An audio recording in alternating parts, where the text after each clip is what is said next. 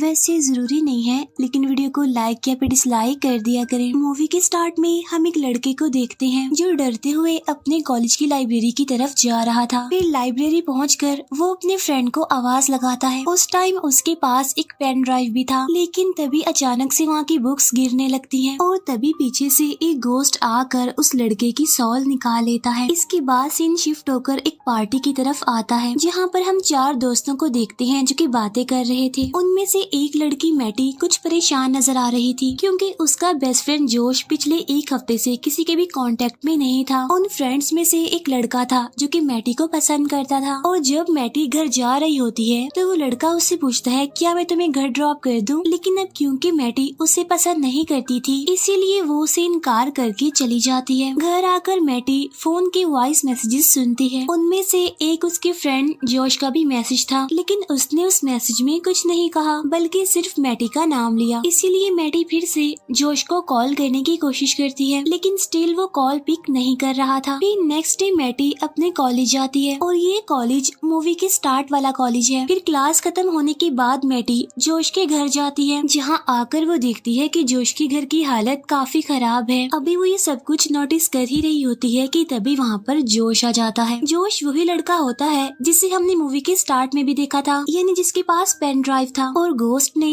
जिसकी सॉल निकाल ली थी। तब जोश मैटी को उसी रूम में वेट करने का कहकर खुद दूसरे रूम में चला जाता है। तब मैटी वहाँ पर एक बिल्ली को देखती है जो कि काफी इंजर्ड होती है। अब इस बारे में जोश को बताने के लिए मैटी भी उस रूम में जाती है जहाँ पर जोश गया था, और वहाँ जाकर वो जो चीज देखती है उसे देखकर उसके होश उड़ जाते हैं, क्योंकि वहाँ जोश ने फांसी लगाकर सुसाइड कर ली थी। अब इतने बड़े हादसे के बाद मैटी टूट जाती है और वो अब दुखी रहने लगी थी। साथ साथ उसे जोश के नाइटमेयर्स भी आने लगते हैं। फिर नेक्स्ट डे कॉलेज के प्रोफेसर मैटी से जोश के बारे में पूछते हैं, जिस पर मैटी कहती है कि मैं उसे नहीं समझ पाई। तब ये कहकर मैटी वहाँ से चली जाती है, लेकिन यहाँ पर प्रोफेसर समझ जाते हैं कि मैटी जोश की मौत का रिस्पॉन्सिबल खुद को ही मान रही है। इसके बाद मैटी अपने सभी फ्रेंड से ग्रुप चैट कर रही होती है, लेकिन तभी जोश के बहुत सारे मैसेजेस आने लगते हैं जिसमें लिखा हुआ था हेल्प मी। तब ये देखकर वो सारे फ्रेंड्स काफी हैरान हो जाते हैं। इसके बाद वो सभी फ्रेंड्स मिलते हैं और आपस में डिस्कस करने लगते हैं। तब उन फ्रेंड्स में से स्टोन कहता है कि शायद ये कोई बग है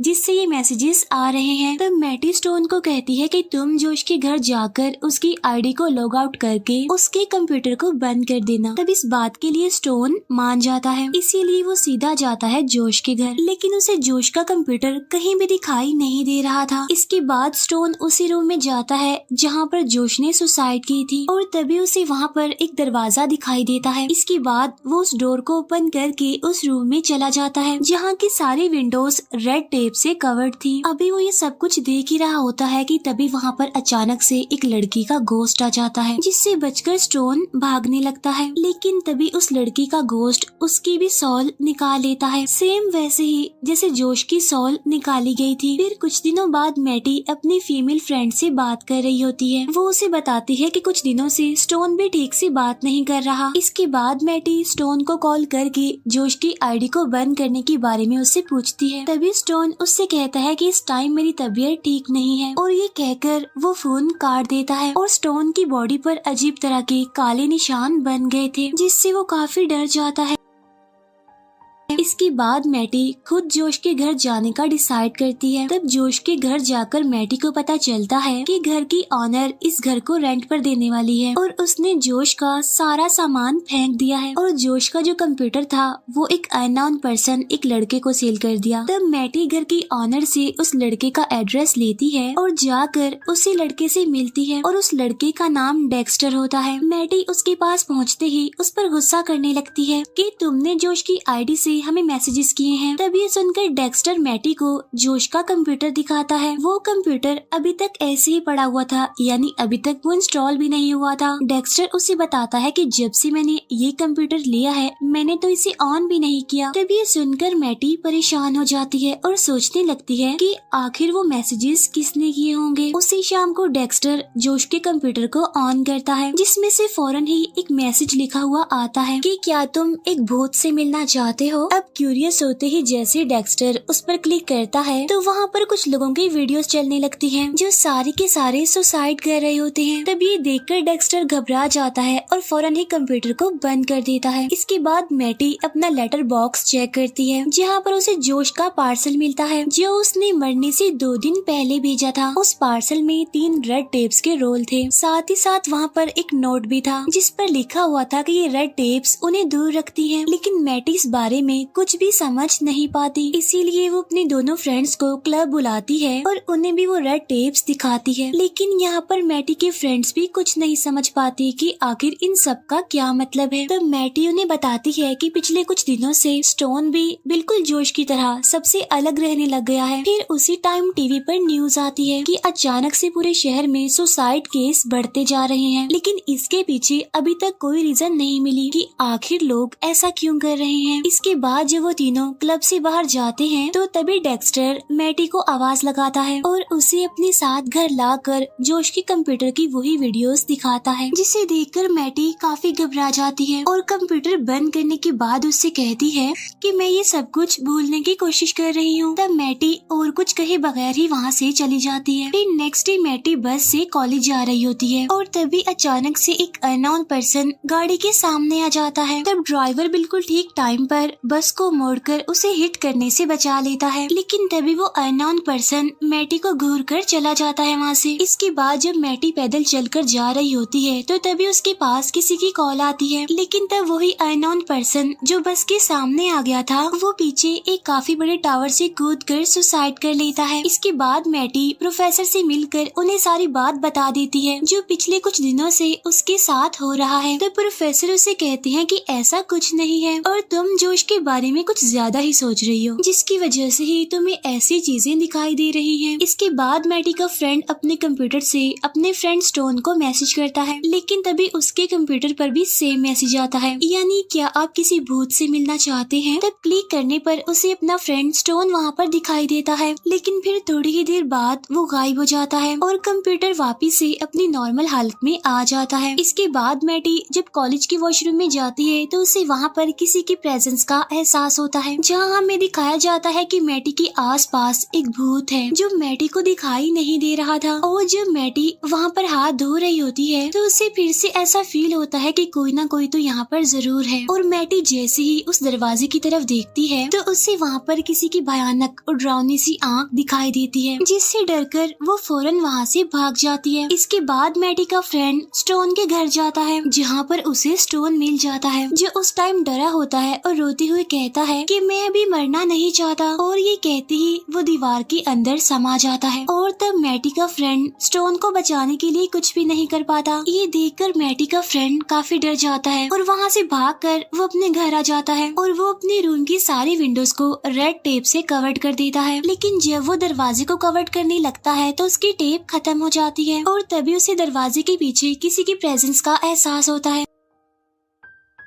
और जब वो दरवाजे के होल से देखता है तो वहाँ पर भी वही भूत होता है जो कांच तोड़कर उसकी आंख में घुस जाता है और ये सीन यहीं पर कट हो जाता है। इसके बाद जब प्रोफेसर अपने ऑफिस में काम कर रहे होते हैं कि तभी उन्हें कंप्यूटर में अपनी बेटी का वीडियो दिखाई देता है। इसके बाद वही भूत उन पर भी अटैक कर देता है। इसके बाद मैटी जब सोने के लिए जा रही होती है तो उसके कंप्यूटर पर भी सेम मैसेज आता है। तब उस पर क्लिक करने के बाद सेम पहले जैसा ही सुसाइड वाला वीडियो चल पड़ता है, जिससे डरकर मैटी कंप्यूटर की वायर्स निकाल देती है। लेकिन तभी उसके प्रिंटर से अजीब तरह की पिक्चर्स प्रिंट होने लगती हैं, जिन्हें जोड़ने पर उसी भूत का चेहरा बन जाता है। इसके बाद मैटी डेक्स्टर से मिलती है और जोश के कंप्यूटर की वीडियोस देखने लगती है, जहां उसे जोश की वीडियो मिलती है जो कि उसने अपने उस फ्रेंड के लिए बनाया था जिसे मूवी के स्टार्ट में वो लाइब्रेरी में ढूंढने आया था। जोश उसे कह रहा होता है कि मैंने तुम्हारे सिस्टम को हैक किया था और अब मुझे तुम्हारी हेल्प चाहिए, क्योंकि जो सिग्नल मैंने तुम्हारे कंप्यूटर से हैक किया वो बाय मिस्टेक मुझसे रिलीज हो गया है। असल में मैंने एक वायरस भी बनाया है जो इस सब को रोक सकता है और मैंने लाइब्रेरी में कोई चीज भी देखी है और जब से मैंने उस चीज को देखा है तब से मेरे जीने की डिजायर खत्म हो गई है। इसके बाद मैटी और डेक्स्टर फौरन जोश के फ्रेंड से मिलने का डिसाइड करते हैं, इस उम्मीद में कि शायद वो इनकी कुछ हेल्प कर सके। इसके बाद हम मैटी की फीमेल फ्रेंड को देखते हैं, उसके साथ भी सेम वैसा ही होता जा रहा था जो बाकियों के साथ हुआ और उसके पास भी सेम मैसेज आता है और अब ये बात पूरे सिटी में फैल चुकी चुकी थी कि एक वायरस है जो सबके कंप्यूटर्स में फैल रहा है, जिसकी वजह से लोग सुसाइड कर रहे हैं इतनी तेजी से। इसके बाद जब मैटी की फ्रेंड कपड़े धो रही होती है तो अचानक से वॉशिंग मशीन अपने आप से ही ओपन हो जाती है और उसमें से कपड़े भी बाहर निकलने लगते हैं। जब मैटी की फ्रेंड उसके अंदर झांक कर देखती है तो उस मशीन में से वही भूत बाहर आता है जो उसकी सोल को भी बाकियों की तरह निकाल कर ले जाता है। इसके बाद हम देखते हैं कि डेक्स्टर जोश के कंप्यूटर से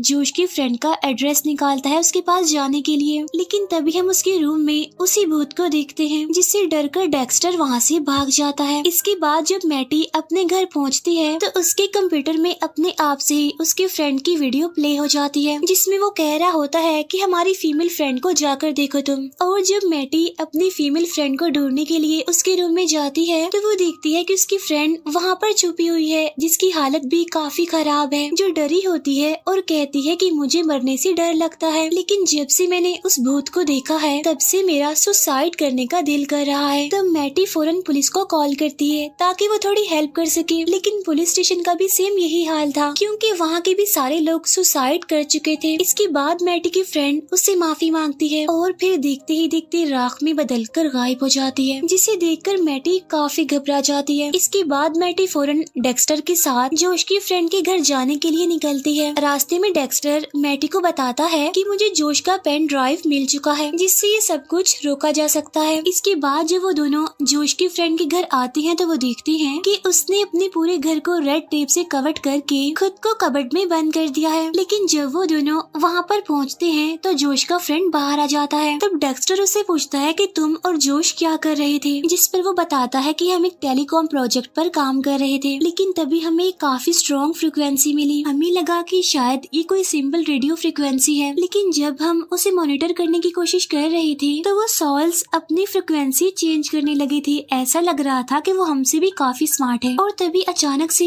वहाँ पर शैडोज बनने लगे जिसकी वजह से हम दोनों वहाँ से भाग गए और अब वो हर कंप्यूटर में किसी वायरस की तरह फैलता जा रहा है। तब डेक्स्टर उससे पूछता है कि तुमने ये सब कुछ कहाँ किया था, जिस पर वो कहता है कि कॉलेज की लैब में। इसके बाद मैटी और डेक्स्टर लैब के लिए निकलते हैं जहाँ बहुत सारे भूत उनका पीछा करने लगते हैं। इसीलिए डेक्स्टर खुद वहाँ पर रुककर मैटी को लैब में जाने के लिए कहता है, यानी जहाँ से इस सब का स्टार्ट हुआ था। और जब मैटी वहाँ पर पहुँचती है तो वहाँ पर वही भूत आ जाता है और जैसे ही वो मैटी की सोल को खींचने लगता है कि तभी डेक्स्टर वहाँ पर आकर जोश का पेन ड्राइव कंप्यूटर में लगा देता है, जिसकी वजह से सब कुछ नॉर्मल हो जाता है। लेकिन फिर थोड़ी ही देर बाद वो पूरा सिस्टम खुद ही अपने आप को रिबूट कर लेता है, जिसकी वजह से वो भूत फिर से दिखाई देने लगता है, जिससे डरकर मैटी और डेक्स्टर वहाँ से भागकर बाहर आ जाते हैं और गाड़ी में बैठकर वहाँ से निकल जाते हैं। फिर कुछ देर बाद कार की रेडियो से मैसेज आता है कि गवर्नमेंट सभी सिग्नल्स को बंद कर रही है और तभी उनकी गाड़ी पर वही भूत अटैक कर देते हैं। लेकिन तभी लकीली मैटी के फोन से सिग्नल्स चले जाते हैं, जिससे वो भूत फौरन गायब हो जाते हैं, जिससे वो दोनों समझ जाते हैं कि वो भूत सिर्फ सिग्नल्स के जरिए ही लोगों पर अटैक करते हैं। इसके बाद हमें पूरे सिटी का सीन दिखाया जाता है जहाँ पर पूरा शहर डिस्ट्रॉय हो चुका था और तभी बैकग्राउंड में हम मैटी की आवाज सुनते हैं जिसमें वो कहती है कि पूरी दुनिया ही डिस्ट्रॉय हो चुकी है और पहले जिन सिग्नल्स की मदद से हम लोगों से कांटेक्ट किया करते थे और अब इन्हीं सिग्नल्स की वजह से भूतों की एक काफी बड़ी फोर्स आकर हमारी जीने की डिजायर हमसे लेकर चली जाती है और हमारा सुसाइड करने का दिल करता है। इस मूवी का एंड हो जाता है।